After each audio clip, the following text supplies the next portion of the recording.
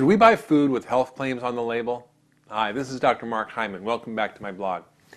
These days we're seeing more and more health claims that go beyond the old low-fat claims such as trans-fat-free foods, gluten-free foods, heart-healthy foods, foods spiked with vitamins such as my new favorite, Diet Coke Plus, a great new way to get your vitamins and minerals.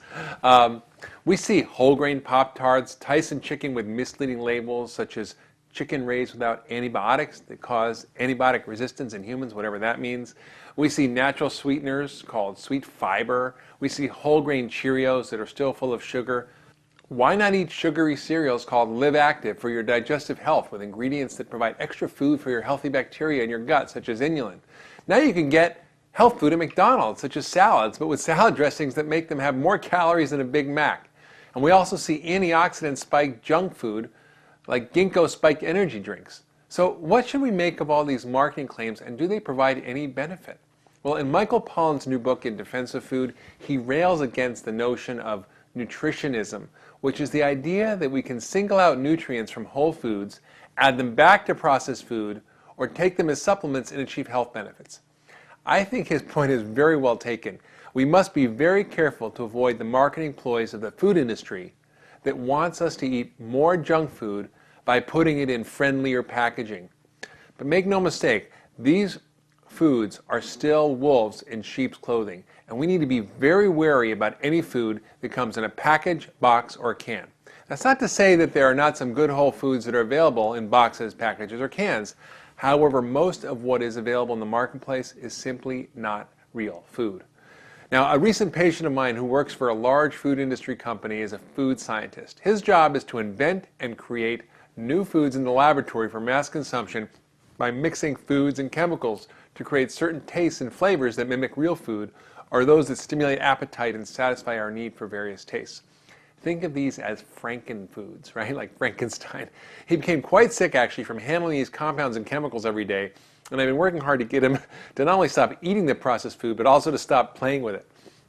He actually wore a funny t-shirt to my office which showed the top 10 reasons to major in food science, which is a scientific discipline that actually teaches people how to invent foods for the food industry. So here are the top reasons you can become a food scientist. 1, eat ice cream for breakfast and get credit for it. 2, we're in it for the dough, D-O-U-G-H. 3, grocery shopping is research instead of a chore. Or we get to eat the results of our research project. Because hairnets are a fashion statement. Because we know what's really in your hot dogs. Not only do we know how to drink beer, but we can make it. Cheese, yogurt, and buttermilk. Who says we're not cultured? As long as you're eating, we'll be working. And lastly, we have not stopped playing with our food, and now we're playing with yours. In fact, he gave me an industry trade journal called Food Business News, which I found very enlightening, actually. I was shocked to read the very careful and deliberate marketing ploys to gain a foothold in our increasingly health-conscious market. The advice to the food industry was clear. Modify packaging and ingredients in food just slightly to give the impression of health while continuing to provide poor quality, nutrient-poor, calorie-dense foods. For example, there was an ad for Food, quote, Ingredient Solutions, a company that provides new types of food coloring.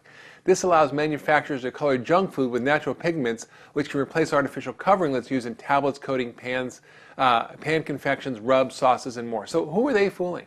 You know, Tyson Foods cleverly labeled their chicken to be produced without antibiotics that impact antibiotic resistance in humans, meaning they used antibiotics, just not ones that cause problems in humans. Well, I don't know if that's true or not, but it's kind of a funny way around things. ConAgra, which is losing money, is actually creating a food line called Healthy Choice Steamers, which is still pretty much junky food.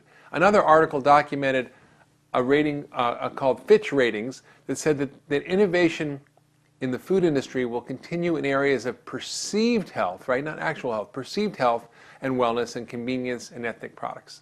Perceived health and wellness, not actual health, right? As long as you make people think they're getting something healthy that is good, that's good enough, even if it's the same old junk food. Now, other junk foods include allergy-free junk foods, energy drinks. There's also an article about Lean Pockets, which now has whole grain pocket sandwiches, which are still full of chemicals and processed food, but now have a few more flecks of fiber, giving the illusion of a health food. There's something It's even an ad for something called Veggie Pure, which is actually a compound designed for cholesterol reduction that puts plant phytosterols in sugary junk food. The bottom line, as I've always said, if it has a label, don't eat it. Or as Michael Pollan says, eat food, meaning eat real whole food, not too much, mostly plants. So I think we have to be very cautious as consumers against label claims for health benefits on processed food, which sprinkle minuscule, non-therapeutic amounts of healthful ingredients into otherwise poor quality, high calorie, nutrient poor foods, giving us the illusion that we are doing something good for ourselves. Therefore, I encourage you to eat food that comes from a farmer's field and not a food chemist's laboratory, and you won't have to worry about all these functional food claims. So here's what to eat. Very simple.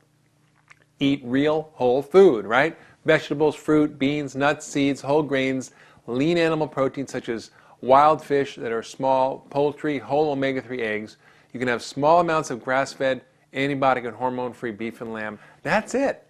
Food scientists tend to make us think that we need all these special ingredients in foods to stay healthy.